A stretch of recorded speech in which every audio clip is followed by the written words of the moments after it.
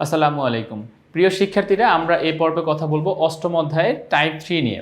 Type 3 এর title কি দেখো, জৈব জ্বালানি ও তার বিশুদ্ধতা।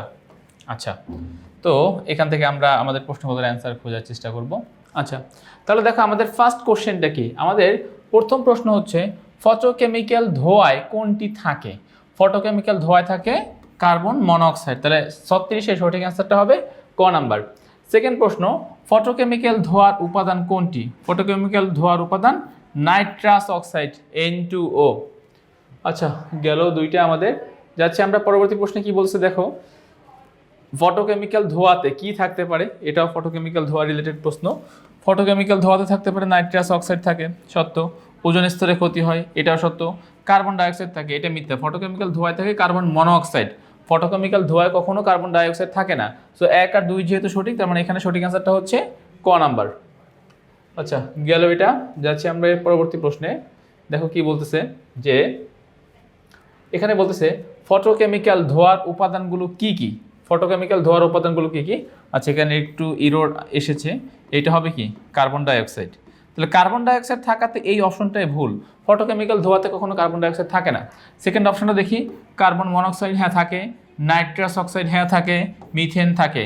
সো আমাদের এখানে সঠিক অ্যান্সারটা হচ্ছে খ নাম্বার। ফটোকেমিক্যাল ধোঁয়ায় কার্বন মনোক্সাইড, নাইট্রাস অক্সাইড এবং মিথেন, এই তিনটে উপাদান ফটোকেমিক্যাল ধোঁয়ার মধ্যে পাওয়া যায়। আচ্ছা, যাচ্ছি আমরা পরবর্তী প্রশ্ন। দেখো কি বলছে, যে ফটোকেমিক্যাল ধোঁয়া তৈরিতে নিচের কোন উপাদানটি দায়ী নয়?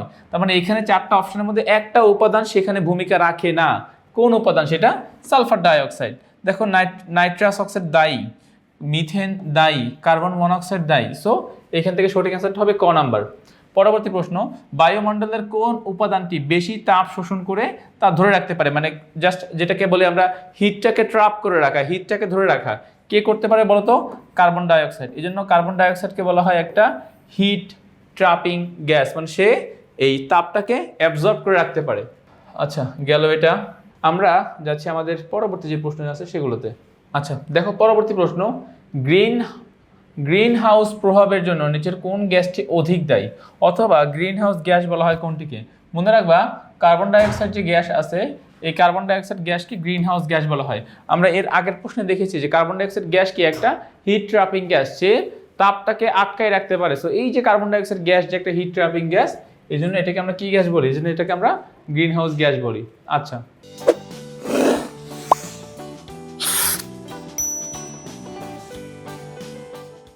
ওকে, দেখো পরবর্তী প্রশ্ন, মিথেনের ক্ষেত্রে কি কি ইনফরমেশন এখানে দেওয়া হচ্ছে দেখো। নাম্বার 1, আন্তঃআণবিক আকর্ষণ বল দুর্বল। আন্তঃআণবিক আকর্ষণ বল দুর্বল, সত্য এটা। ব্যাপনের হার অ্যামোনিয়ার চেয়ে বেশি। অ্যামোনিয়া এর আণবিক ভর 17 আর মিথেনের আণবিক ভর 16। তাহলে 17 থেকে অবশ্যই 16-র ব্যাপন হারটা বেশি হবে, এটাও সত্যি। 3 নাম্বারটা, পূর্ণ দহনে 2 মোল অক্সিজেন প্রয়োজন। আচ্ছা, আসলে আমরা একটা বিক্রিয়া দেখি, methane plus oxygen is equals to carbon dioxide plus পানি, H2O পানি। এখন পানিতে হাইড্রোজেন কয়টা? পানিতে হাইড্রোজেন 2টা। বাট মিথেনে হাইড্রোজেন কয়টা? মিথেনে হাইড্রোজেন 4টা। সো একটা 2 দিয়ে এখানে গুণ করতে হবে। ফলে অক্সিজেন বেড়ে যাচ্ছে, এখানে 2টা, এখানে 2টা, মোট 4টা। সো এখানে একটা 2 দাও, সো 2O2। আচ্ছা, দেন পূর্ণ দহনে 2 মোল অক্সিজেন প্রয়োজন।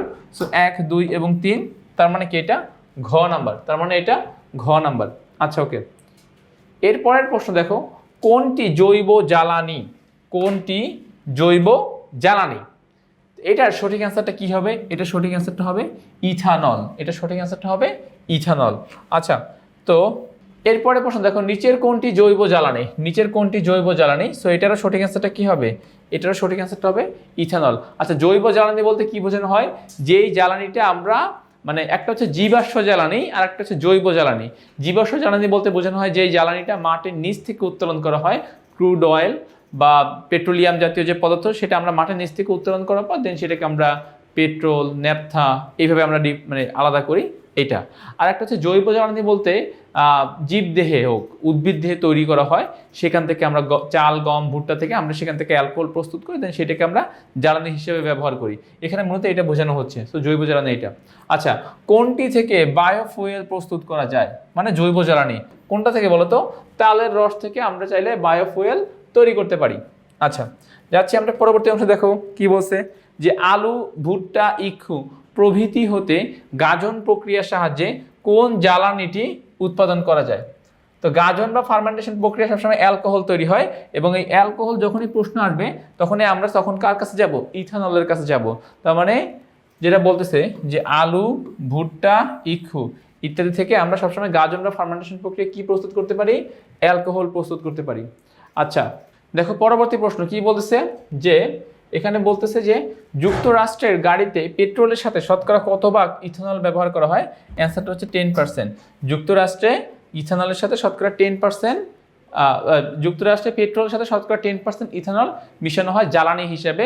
এতে করে ওই পেট্রোলটা অনেকদিন ব্যবহার করা যায়, কার্বন ডাইঅক্সাইডের পরিমাণ কম উৎপন্ন হয়। মানে ব্যাপারটা হচ্ছে এনভায়রনমেন্টাল ইস্যুর কথা চিন্তা করে, পরিবেশ দূষণের কথা চিন্তা করে তারা পেট্রোলের সাথে 10% অ্যালকোহল মিশিয়ে নেয়। ওকে, তো তাহলে আমাদের এই পর্বে যতগুলো এমসিকিউ ছিল আমরা সব সমাধান করে ফেললাম। আমি আশা করছি তোমরা এইটুকু অংশ প্রপারলি বুঝতে পেরেছো। আজ এ পর্যন্তই, নতুন কোনো পর্বে আবার তোমাদের সামনে দেখা হবে। ততক্ষণ পর্যন্ত সবাই ভালো থাকো, সুস্থ থাকো, আল্লাহ হাফেজ।